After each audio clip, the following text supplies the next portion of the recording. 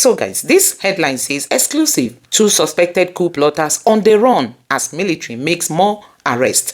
So after interrogating the already arrested 16 officers, the Nigerian military moved in to arrest more people, only to discover that some of them have started running out of the country. So guys, it's going to fall like brimstone this time. And this other headline says 2 officers flee Nigeria over links to alleged coup plot, 30 others on detention. So the number of persons arrested has increased from 16 now to 30.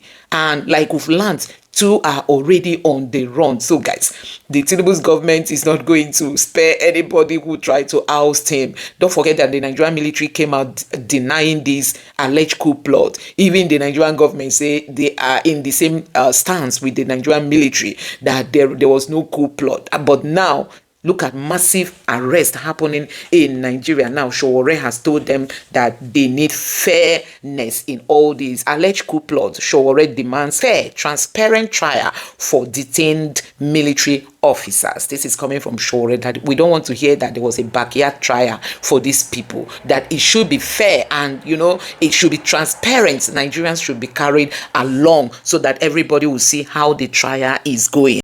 So guys, do you know that the majority of the military officers who are said to be involved in the coup plot are mostly from the north? Now, let me read out some of the names here. Number 1 here is Brigadier General Musa Abubakar Sadiq. He is said to be from Bauchi State. And the second person is Colonel M.A. Maaji. He is said to come from Niger State. He is also said to be the strategist, the person who strategizes the whole thing. And the third person here is Colonel S. Bapa. He is from Bauchi State. And the other person here is Colonel A.A. Hayatu. He is from Kaduna State. And the other person here, number five person is Mr. P. Dangnap. I think he is also from, let me see where he is coming from. According to what I have, okay, he's from Plateau State. I'm reading from Premium Times. And then we have Colonel M. Almakura. Almakura is from Nasarawa State. Then we have A.G. Ibrahim from Gombe State. And then we have Major M.M. Jida.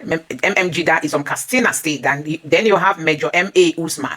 M.A. Usman is from the Federal Capital Territory. Then you have Major D. Yusuf. Major D. Yusuf is said to have come from Gombe State. And then you have Major I. Dauda. Major I. Dauda is said to have come from Jigawa State. And then you have Captain Ibrahim Bello. Captain Ibrahim Bello is said to have come from, I'm trying to find out where he is from. I don't think it's stated here. But from his name, you can tell he is a northerner. Captain A.A. Yusuf is also a northerner. Then you have the only name that sounds southern here is Lieutenant S.S. Felix. I don't know if he's from the north. Then you have Lieutenant Commander D.B. Abdullahi. That is from Navy. And then you have Squadron Leader S.B. Adamu. So from these 16 names, all of them, apart from the Felix, are all from the north. So guys, it appears the north is totally unhappy with Tinubu's government and leadership. And possibly that is what pushed them to, be involved in the alleged coup. Everything still allegedly. So guys, I'm just going to allow you to take a look at this analysis. And also people have said that the north is not happy with the way Tinubu is sidelining them. So guys, you can see the Igbos are not even talking, even though the Igbos are not even captured in some of the things they are doing, but still the north has been in power. Now Tinubu, the southwest has also been in power. The leadership in this country is being exchanged between the north and the southwest, and now the north is not happy the way Tinubu is going, and they feel, oh, let's see if we can oust him by force. And this thing, the coup, like they said, it failed. The coup did not work as planned. Anyway, take your time and listen to this and let me know your thoughts in the comment section below. Please don't forget to subscribe and turn on the bell notification. Thank you. The kind of restructuring Tinubu is carrying out, it's dangerous for northern Nigeria. I repeat, the kind of restructuring Tinubu is implementing, it is dangerous for northern Nigeria. If you have no foundation of independence, if your region cannot stand independently, this restructuring that Tinubu is carrying out, my brother, it will affect you gone. Northern Nigeria depends on power only. Without power, it seems like they cannot survive. Most of their elites depend on milking Nigeria by position and fixing themselves in different appointments. Most civil servants in northern Nigeria just go to the civil service and collect money and go back home, most of them.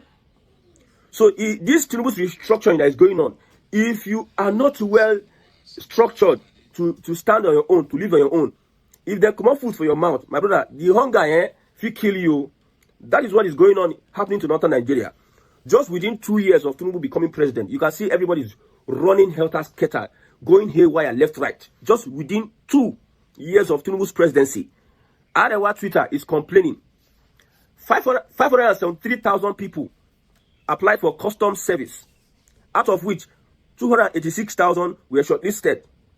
Yet, there were only 1,785 available slots. So, from that number, from the slots, Lagos got 207. Ogun State got 145. Ondo State got 1,785. Lagos got 207. Ogun, another Yoruba State, Southwest got 145. Another Yoruba State again got 132. Osun got 127. You don't pass 1,000. No.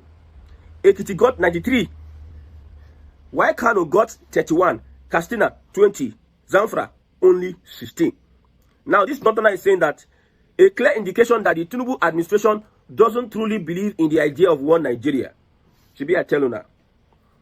The northerners, they are getting the reality. That everybody is, see, naturally, in Nigeria today, we are pretending to ourselves. The pretend is too much. Very few people are saying, I believe that Nigeria can work. But very many people are saying that, no, Nigeria cannot work with my own actions. With their mouth, they are saying it, but with their actions.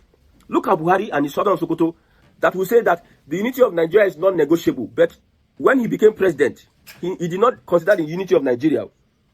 When he sought not to start having positions in Nigeria, he will not allow any other tribe become the head of Muslims. So only him and in tribal people. Now they want to occupy all the position.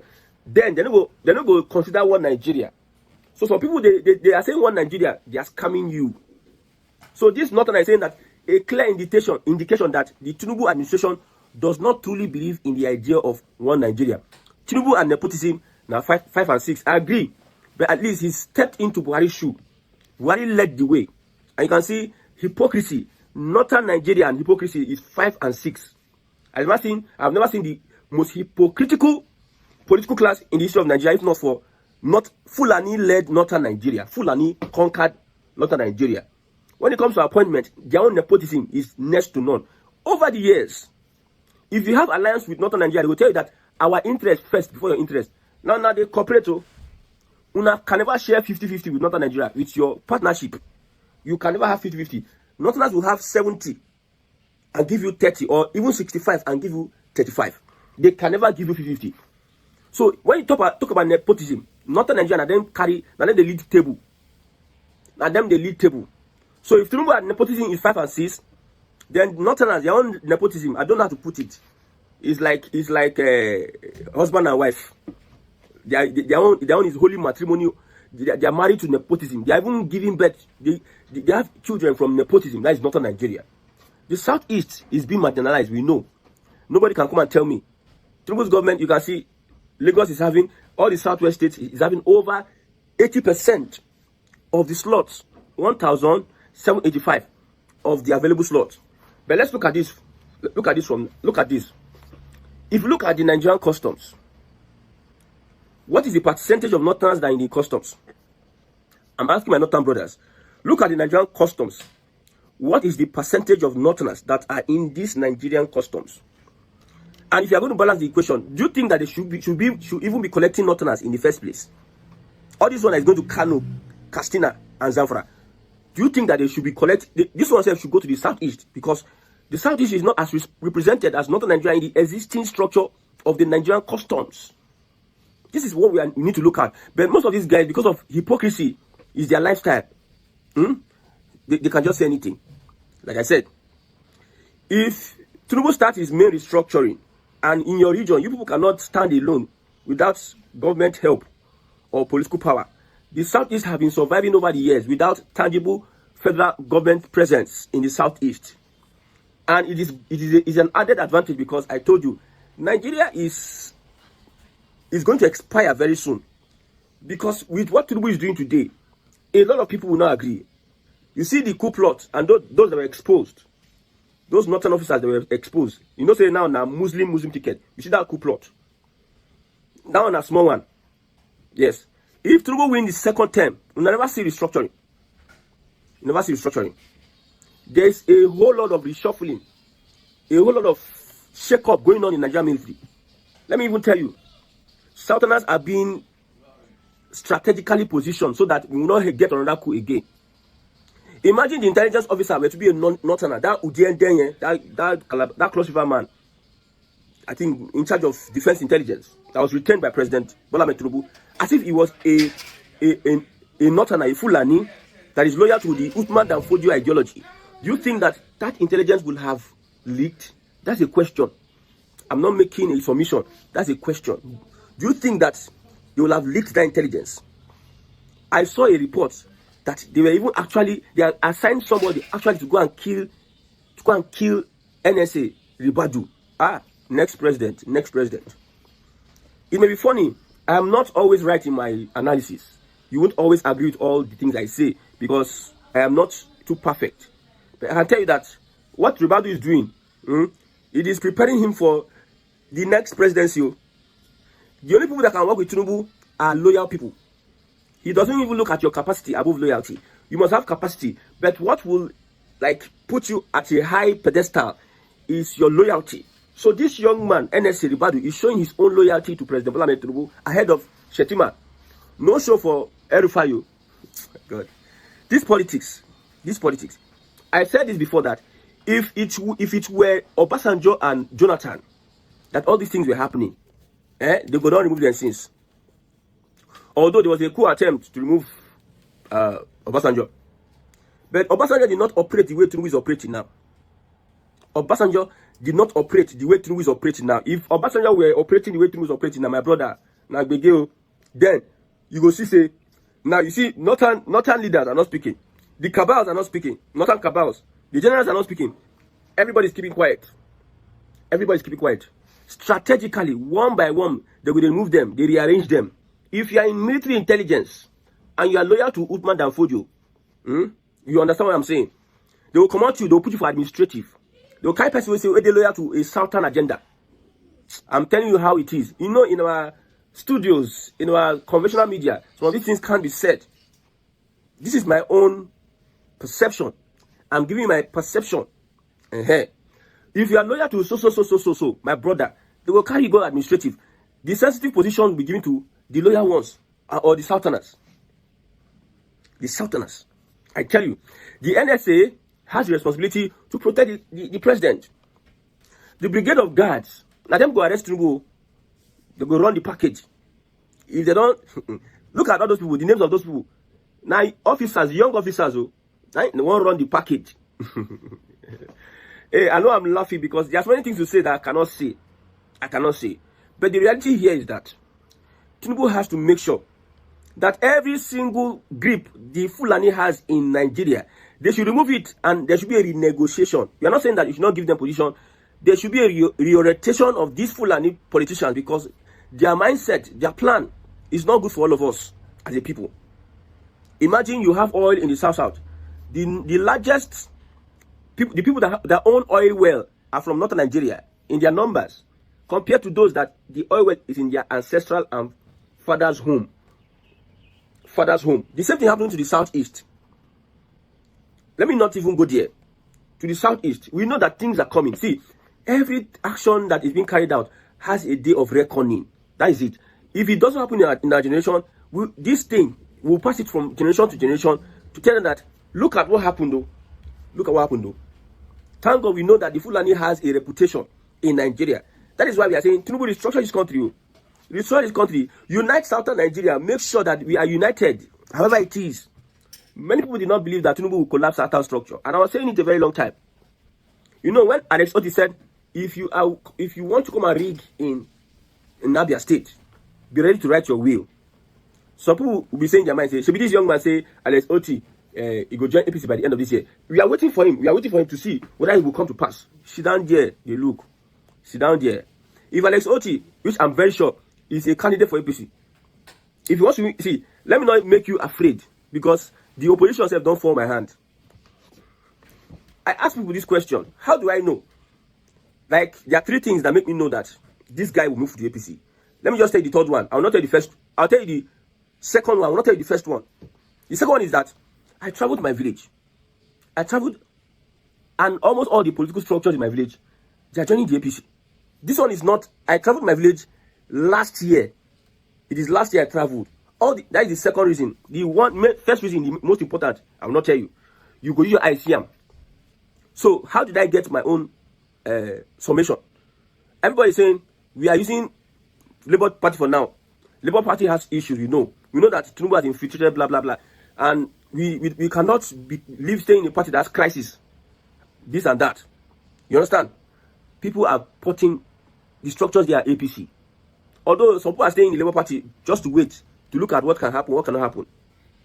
And number 3 is that hey, there's pressure. So much pressure. There's so much pressure. They are blocking Alex Otti from joining the APC.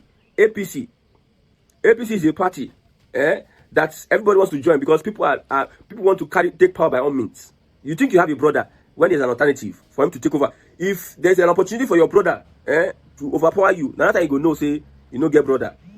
So people are seeing the APC as an opportunity in the southeast to achieve their political ambition. They see APC as the next party. APC. You can see PDP members are saying, let us collapse our structure. Let's join the APC to take power away from Alex Otti. And that pressure alone will make sure we push Alex Otti into joining the APC.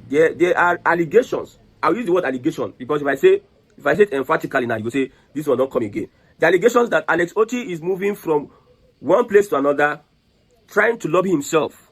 Like they are refusing Adeleke from entering APC. The same way they are blocking Alex Otti from entering APC. So if he eventually runs with Labour Party, just know the reality on ground. Go and ask. If you know anybody in Abia State or any politician in Abia State, go and ask. They will tell you this thing I'm telling you. So as it is, Tinubu has collapsed all structures in southern Nigeria. Now it is to make sure that, because I'm not happy with these appointments getting only to the southwest. But who am I to even tell the president what to do? Because at the end of the day, not me, the politician. At the end of the day, if Tinubu fails, it's not going to affect me directly. He's going to start from the southwest, these people. Yes.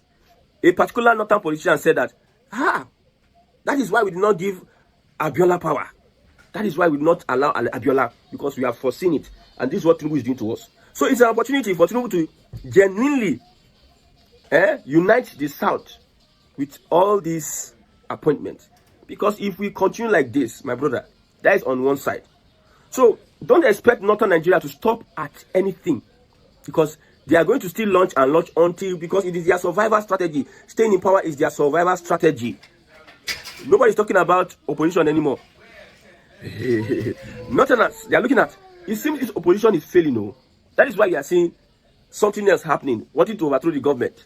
It seems opposition is failing. No? Because like I said, if Atiku becomes the face of any opposition, you cannot beat Tinubu.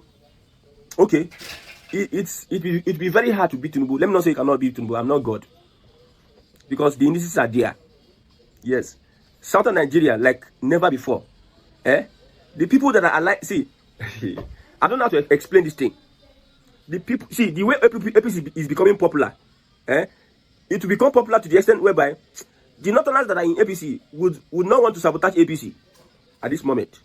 Because if they are not to sabotage APC, they are afraid that if I stay in the party and start working against the party earlier now, and we do not succeed, it may be the end of my political career. So this will allow Tinubu win. Even the core nuts that are APC, they will do all they can to retain their structure. They will allow Tinubu win election. So Atiku has no place. Tinubu start by he capture the southwest. From southwest, he enters south. From south, he lands southeast.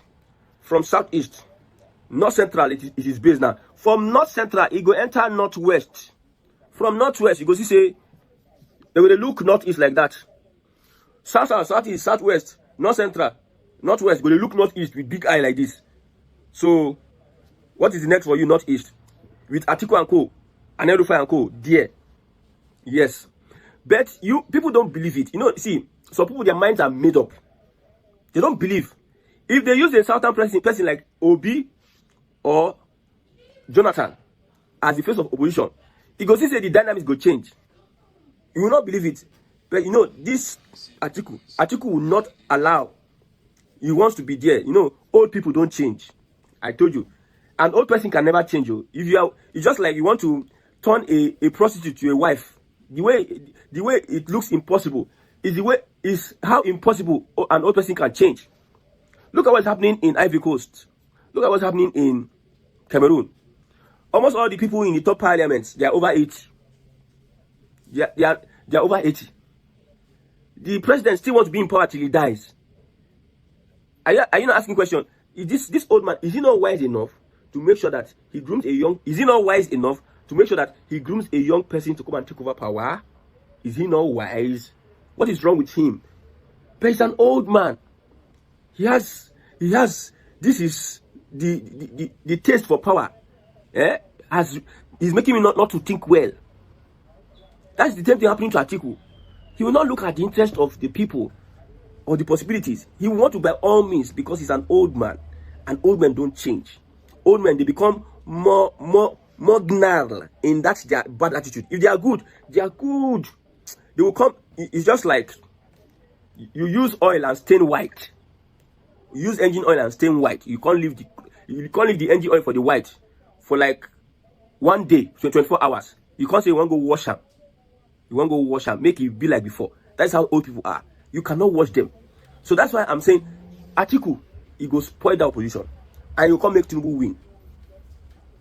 That's my thought pattern, my thought process. That's what I look at. Although the opposition have a number of things to campaign against the APC. APC propaganda no be here. I will talk until tomorrow. The propaganda no be here, but we are not focusing on that. We are focusing on the people that don't want Nigeria to be structured. That's what we are focusing on.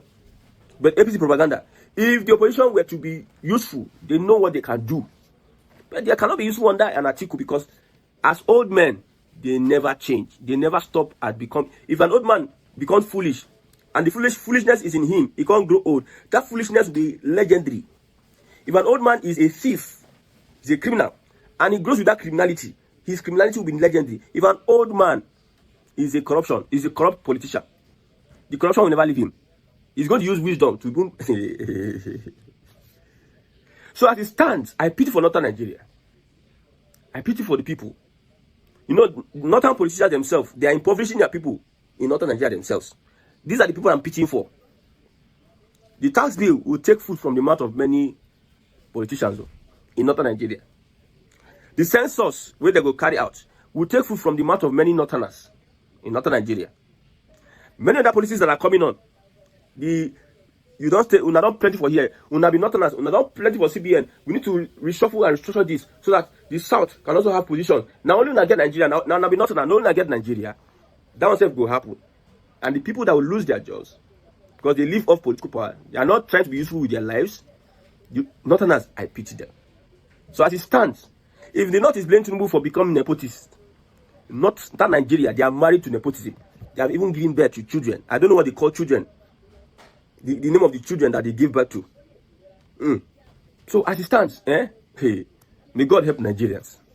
So guys, finally, Premium Times has released the names and profiles of the Nigerian military officers detained for alleged coup plots to remove Tinubu from power. We all know that it is no longer rumor, like the Nigerian military wanted it to sound like a rumor. But now it is becoming clearer that actually some set of Nigerian military men are said to have allegedly plotted a coup to oust Tinubu. And from the information I have here from Premium Times, I think all of them are from the north. I've not seen any name that is not from the north, except if I did not come across that name. Also, Sowore has reacted to this coup plot. Anyway, before we get to the response or the reaction of Sowore, let me quickly give you some of the names and the profiles of these Nigerian military men who are currently being detained for alleged coup plots to oust Tinubu's government. Like you see here, it says some of the officers suspected to be involved in the coup plot include a brigadier general, a colonel, 4 lieutenant colonels, 5 majors, 2 captains, a lieutenant commander, and a squadron leader. These are the people involved in the coup. And let me quickly read here. It says, as military investigators continue probing the foiled coup plot against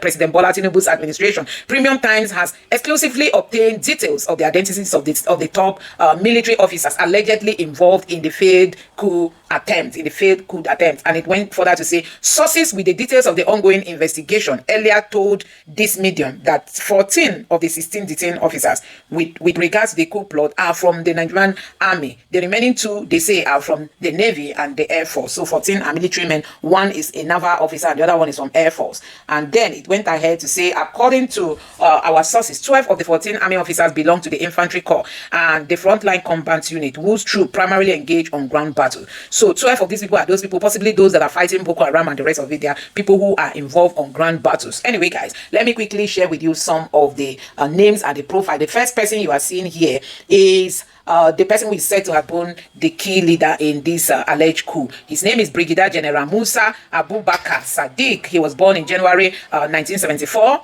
and also he is from Nasarawa State. He is suspected to be the leader of the coup plot, as according to Premium Times. You know, this person you are seeing here is said to be the leader. Let me read more information about him. It says that this is not the first time Mr. Sadiq has made headline for alleged gross misconduct. In October 2024, he was reportedly detained for alleged diversion of rice palliative, selling of military equipment, including generator sets and operational vehicles, to scrapyard. Among other postings, the officer served as commander of the 3rd Brigade in Kanu and garrison commander of the 81 Division of the Army in Lagos. So this person has been in the news for diversion of palliative. He is said to have also tried to sell military equipment and all that, you know. So I think he has a questionable character already. Now, the second person here who is said to have been the strategist, the person who was managing the strategist, you know, he's a strategist in all this. His name is Colonel M.A. Maji. Mr. Maji is a colonel with service number, blah, blah, blah, born on the 1st of March, 1976. He's from Nupe in Niger State. You know, he started his training in 18 August 1995 and finished in 2000. Investigators suspected he played the role of a key strategist for the coup plot. He's said to have been the strategist in the coup plot. Now, the third person here, his name is Lieutenant Colonel S. Bapa. S. Bapa is a member of the Nigerian Army Signal Corps. He's from Bauchi State and was born in 84. He is 41 years old. Yeah, he was part of all this. And the fourth person here is Lieutenant Colonel Hayatu. Hayatu is a lieutenant colonel and he's from Kaduna State. He was born in 1983. And the fifth person here is P. Dangnap. P. Dangnap is from Plateau State, was born in 86.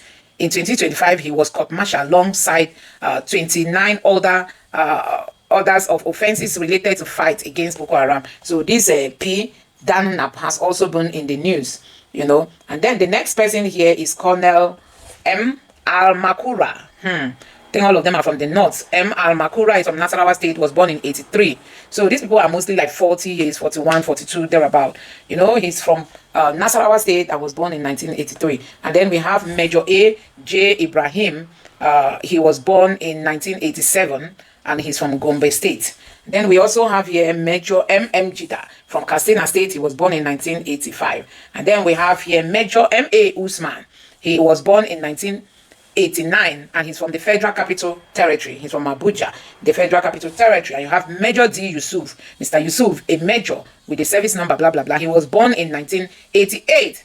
Yeah, he was born in 1988, a member of the 59th regular course. Mr. Yusuf trained at NDA between 7 July 2007 and September 2012. He's from Gombe State. Mr. Yusuf is from Gombe State. Then you have Major I. Dauda. Major I. Dauda was born in 1983 and he's from Jigawa State.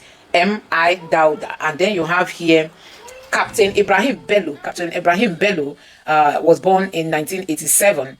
I think his state of origin is not stated here, or he's a northerner. And then you have Captain A.A. Yusuf. He's a captain with this service number. His state of origin is also not there. And then you have a lieutenant with service number. His name is Lieutenant Felix, S.S. Felix. This is the first southern name I'm saying. S.S. Felix. Then you have Lieutenant Commander D.B. Abdullahi from the Naval Department, you know. And then you have Squadron Leader S.A. Adamu, an Air Force Squadron Leader with service number, blah, blah, blah. So these are the people who plotted the coup against the Tinubu's government. Now, let me allow you to take a look at what Showore has got to say. And you're also going to listen to another commentator speak about this same coup plot. And why did they not succeed? How did they get the information? So, guys, a whole lot is happening in this country.